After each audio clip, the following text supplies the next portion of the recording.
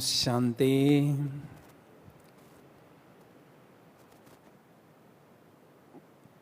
धैर्यता और सहनशीलता, इन दिव्य गुणों को जीवन में धारण करना हम सभी ब्राह्मण बच्चे ब्राह्मण सो देवता बनने का पुरुषार्थ कर रहे हैं। और जितना हम दिव्य गुणों को धारण करते हैं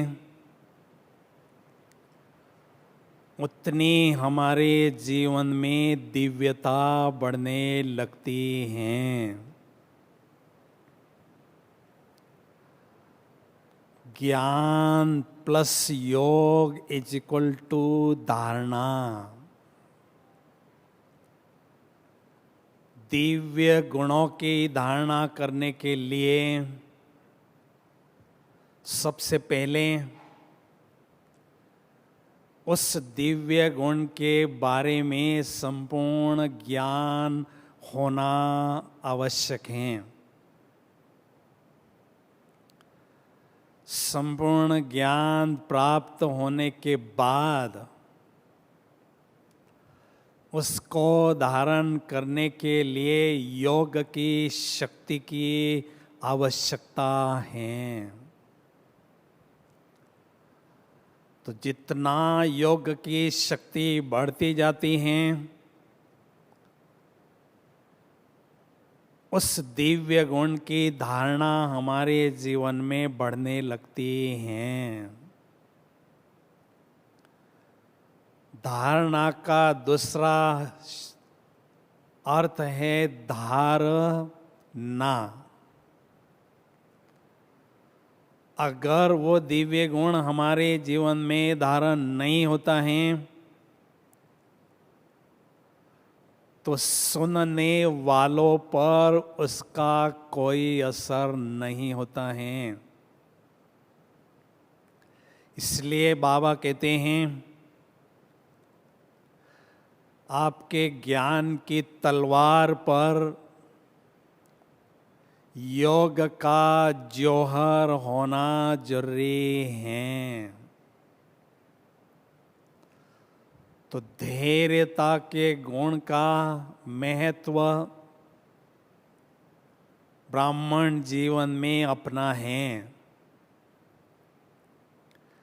धैर्यता को इंग्लिश में कहते हैं पेशेंस।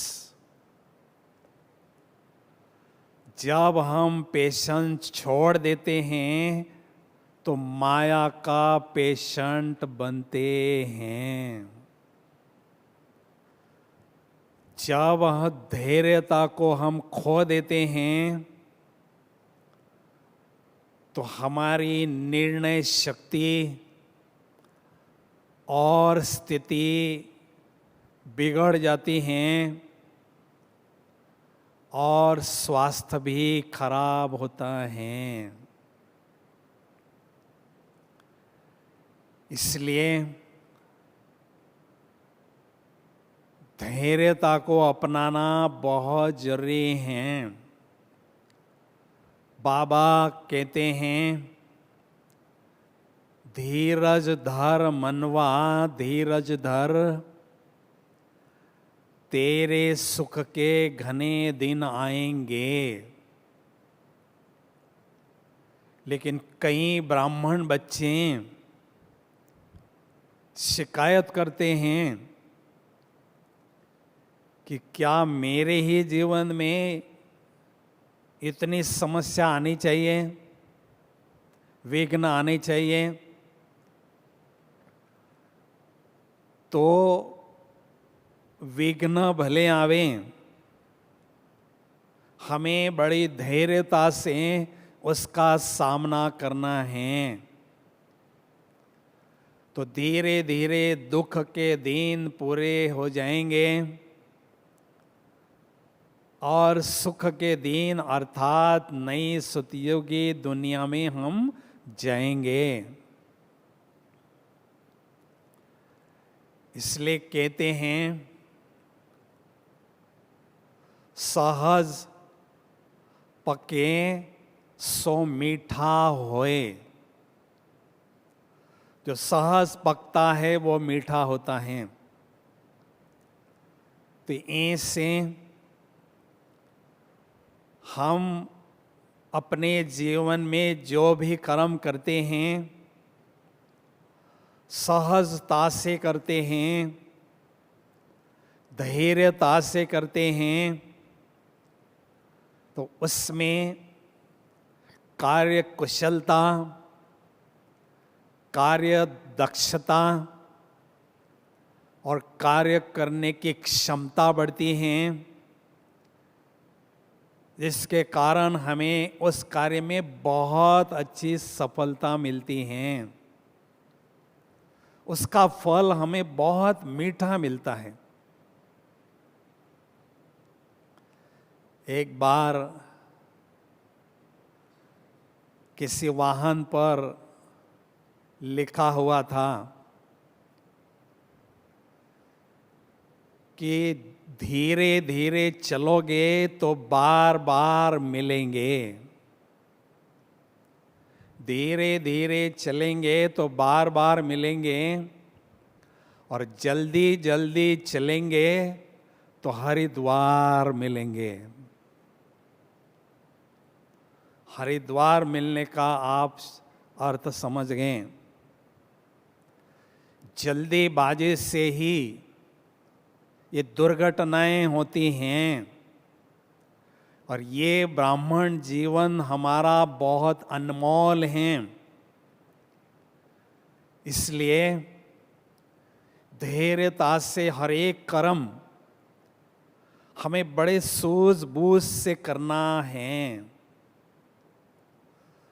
कभी भी हड़बड़ाहट में कार्य करना नहीं है, और हर कर्म धैर्यता से करके ब्राह्मण जीवन के हर पल को एंजॉय करें। क्योंकि कहते हैं slow and steady win the race. जो धीरे से चलते हैं और स्थिरता से चलते हैं वो रेस जीतते हैं। पानी जब स्थिर होता है तो उसमें बहुत गहराई से हर बात हमें स्पष्ट दिखाई देती है, और जब पानी में हलचल होती है तो कुछ भी हमें नजर नहीं आता है। तो ऐसे परिस्थितियां कैसे भी आवें, लेकिन जब हमारा मन स्थिर होता है तो दूर बैठे हुए बाबा को भी हम दिव्य नेत्र से स्पष्ट देख सकते हैं, और बहुत सुंदर योगाभ्यास के अनुभव कर सकते हैं। और योगाभ्यास में सुंदर अनुभव करने से हमारी जो रेस योग में है उस रेस में हम प्राइज विनर बन सकते हैं। इसलिए बड़े धैर्यता से हमें हर कार्य करना है। हम देखते हैं विद्यार्थी कोई भी जब एग्जामिनेशन हॉल में जाता है और जब पेपर पढ़ता है, प्रश्नों पढ़ता है और धैर्यता को खो देता है, हड़बड़ाता है, घबरा जाता है, तो जो भी पढ़ा हुआ है वो भूल जाता है और पेपर में फेल हो जाता है। इसलिए हमें धैर्यता को किसी भी परिस्थिति में नहीं छोड़ना है, तो जीवन में सदा सफलता मिलती रहेगी। कहते हैं सब्र और सहनशीलता कमजोरी नहीं होती हैं, लेकिन सब्र और सहनशीलता ये वीरता की निशानी होती हैं। ये शक्तिशाली आत्मा की निशानी होती हैं। इसलिए सहनशीलता को हमें जीवन में अपनाना है। सहनशील, शील अर्थात गुणवान, अर्थात चरित्रवान। जो सहन करते हैं वो चरित्रवान बनते हैं।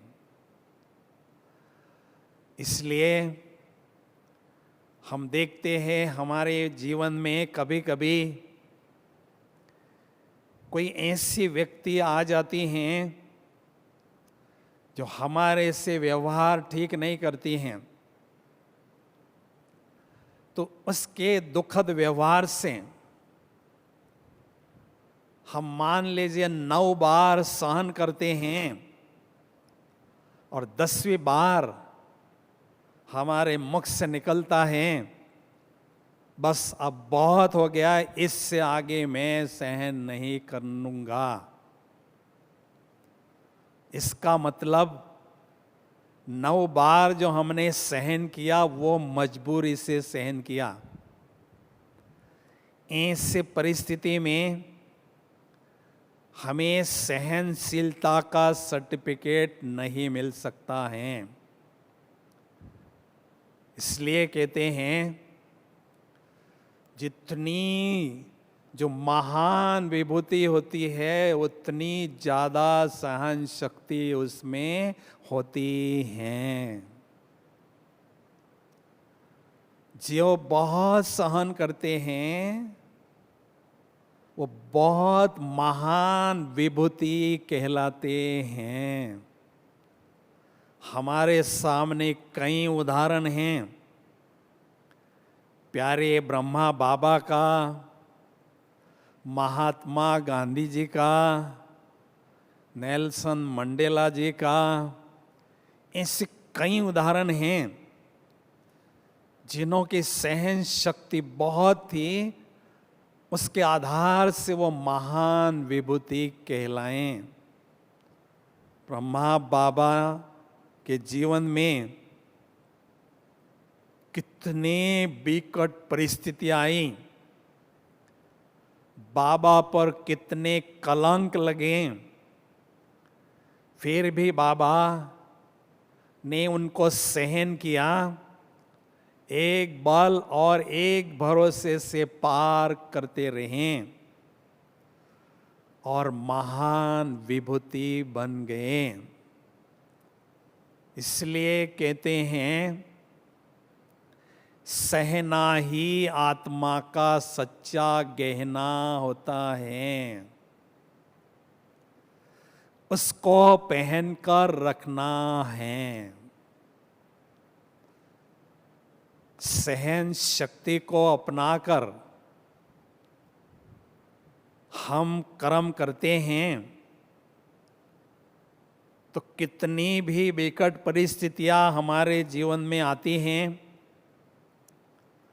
हम विचलित नहीं होते हैं।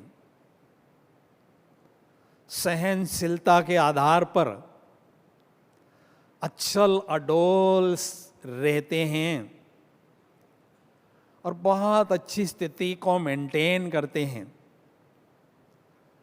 तो रिजल्ट अच्छा मिलने से हमें भी बहुत खुशी होती है। आभूषण को देखकर खुशी होती है और दूसरों को भी हमारे जीवन को देखकर खुशी होती है। तो इसलिए सहना, ये जो गहना है, वो हमेशा पहनकर हमें रखना है। दूसरी बात कहते हैं, सहन शक्ति सर्व विघ्नों से बचने का कवच होता है। युद्ध के मैदान में जब सैनिक जाते हैं तो बुलेट प्रूफ जैकेट पहनकर जाते हैं ताकि दुश्मन धोखा न दे सकें। तो ऐसे हम भी बड़े बाप के बड़े बच्चे हैं, हमें भी सहन शक्ति का कवच पहनकर ही युद्ध के मैदान में जाना है, माया की दुनिया में जाना है। तो जब ये कवच हम पहनकर रखते हैं तो माया के कितने भी वार होते हैं उससे हम सेफ रहते हैं और विजय का नशा हमारे चेहरे पर सदा अनुभव होने लगता है। इसलिए भूल से भी दुश्मन हमें धोखा न दें, इसके लिए सहन शक्ति का कवच हमें पहनना ही है। छोटी छोटी बातों में डिस्टर्ब होना और डिस्टर्ब करना ये कमजोर आत्मा की निशानी है। तो हमेशा कर्म क्षेत्र में हमारा सम्मान हो कि मैं मास्टर सर्वशक्तिवान आत्मा हूं या मैं विजयी आत्मा हूं। ऐसे सम्मान में हम जब रहते हैं तो माया हम पर वार नहीं कर सकती है और हमारे चेहरे पर विजय का नशा छाया रहता है। इसलिए कहते हैं, सहन करने वाले शहंशाह बनते हैं।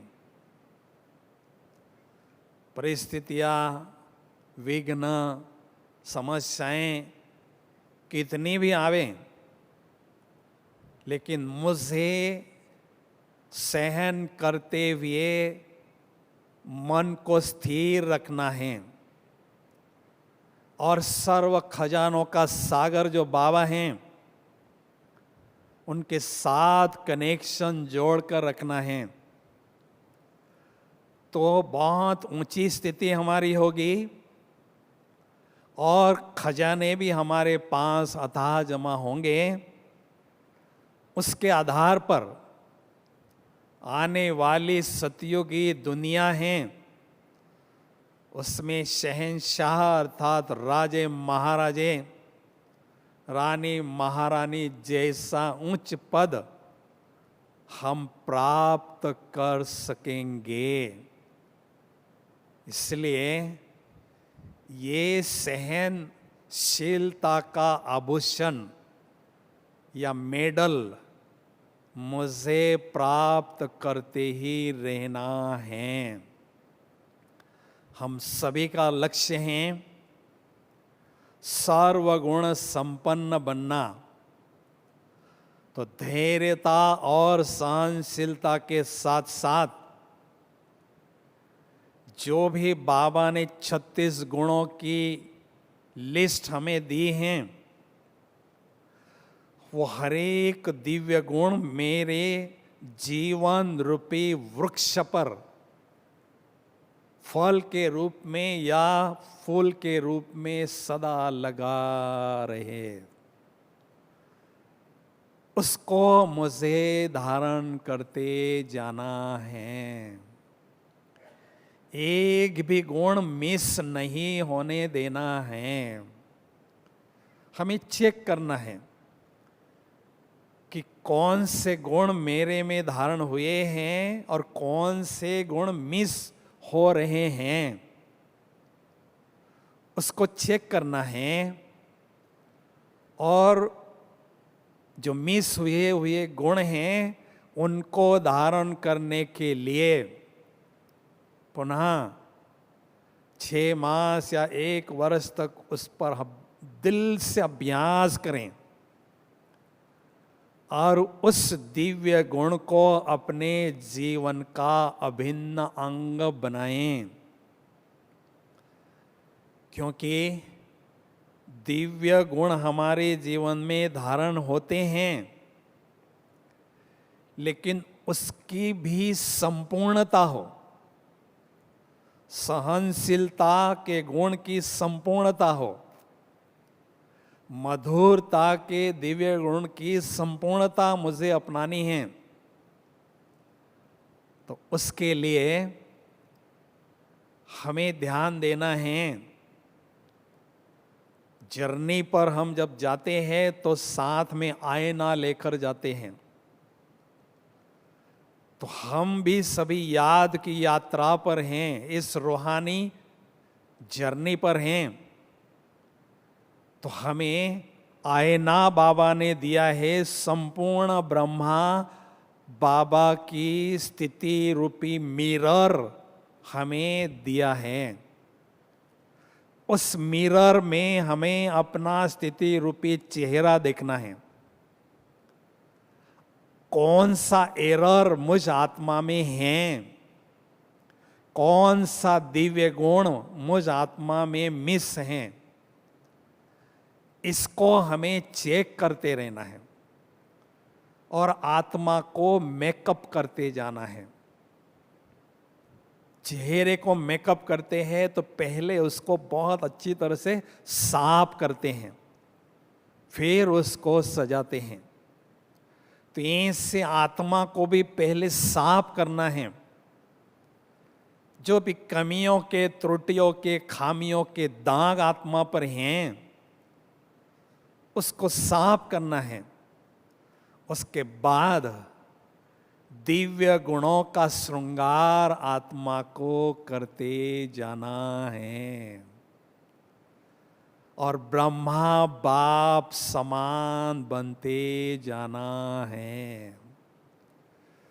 क्योंकि जितनी ब्रह्मा बाप से समीपता संगम युग में होती है, उतनी समीपता सतयुग त्रेता युग में, कल्प में हमारी ब्रह्मा बाबा के साथ होती हैं। इसलिए मुझे बहुत अच्छी स्थिति बनाना है, सर्व गुणों को जीवन में धारण करना है। और बाबा ने कहा है केवल धारण ही नहीं करना है, लेकिन गुणों का दान भी हमें करना है।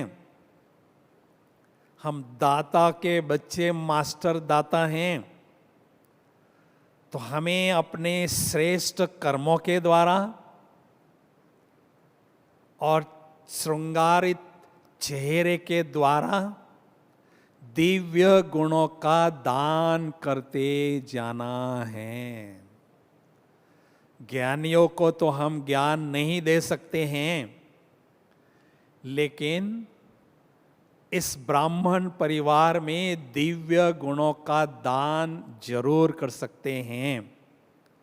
और जितना जितना दिव्य गुणों का दान करते जाते हैं, उतना गुणों की खान हमें मिलती जाती है और हम गुणवान चरित्रवान बनते जाते हैं। क्योंकि इस संसार से जब हम जाते हैं तो हमें लोग अपने दिव्य गुणों के आधार से या अपने श्रेष्ठ चरित्र के रूप में ही याद करते रहते हैं। इसलिए मुझे सर्वगुण संपन्न बनना ही है, ऐसा दृढ़ संकल्प लेकर पुरुषार्थ करते रहना है। ओम शांति। अभी हम चंद घड़ियों के लिए एकदम जैसे बाबा ने अभी कहा, परम धाम में बाबा के पास बैठकर लाइट हाउस बनकर सारे विश्व की आत्माओं को लाइट दो, वो अभ्यास चंद घड़ियों के लिए करेंगे।